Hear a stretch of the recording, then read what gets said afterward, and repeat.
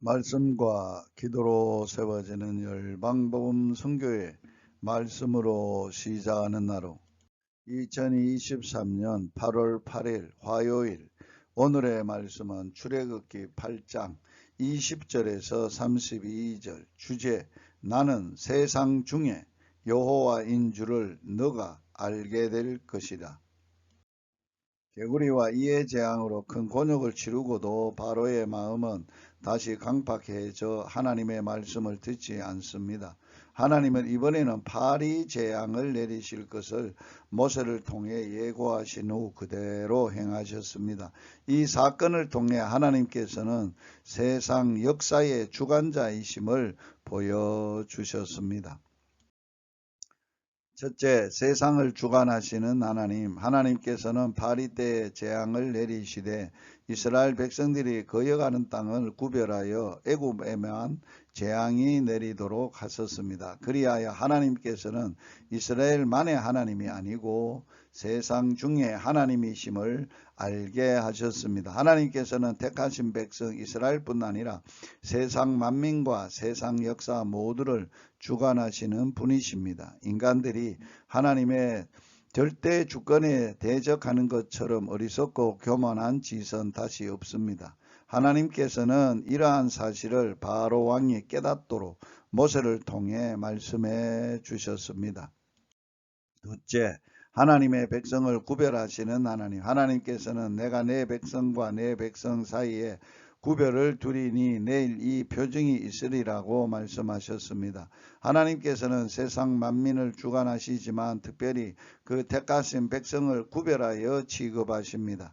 이스라엘은 하나님의 택하신 백성이었습니다.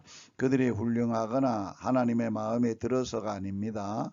하나님께서는 그 백성에게 특별한 뜻을 두고 계셨으며 그 뜻을 이루시고자 했던 것입니다. 그 뜻은 그 백성을 통해 세상 만민을 구원하시고자 하시는 하나님의 원대한 구속의 경륜입니다. 하나님의 뜻대로 우리도 이 시대에 하나님의 택함을 받아 하나님의 백성이 되었습니다. 하나님께서는 우리를 구별하셔서 하나님의 백성으로 살 수 있는 특권과 사명을 주셨습니다. 당신은 하나님의 백성된 긍지와 보람과 큰 기쁨 속에 감사의 삶을 살고 있습니까? 셋째, 타협안을 거부한 모세. 하나님 앞에서 거만을 떨던 바로는 파리 때 재앙으로 시달리자 모세와 아론을 불러 너희는 가서 이 땅에서 너희 하나님께 희생을 드리라고 타협안을 냈습니다. 이것은 하나님의 말씀과 어긋나는 것입니다. 모세는 우리 하나님 여호와께 희생을 드리되 우리에게 명하시는 대로 하려 하나이다 라고 거절했습니다. 신앙생활이란 이처럼 내 생각이나 그릇해 보이는 말을 따르는 것이 아니라 하나님이 하신 말씀대로 따르는 생활입니다. 악한 세상은 그리스도인들에게 여러가지 그럴듯한 유혹을 타협안을 요구할 수 있습니다. 이때 말씀의 기초가 내리지 않는 신자들은 쉽게 타협에 응합니다. 하나님의 말씀보다 세상 풍조나 거짓 신자들의 삶을 따라갑니다. 진정한 하나님의 백성으로서 살려면 하나님께서 우리에게 명하시는 대로 행하겠다는 믿음에 굳게 서서 행해야 합니다. 당신 신앙의 기초가 하나님의 말씀인지 인간의 이성이나 세상의 풍조인지 돌아보십시오.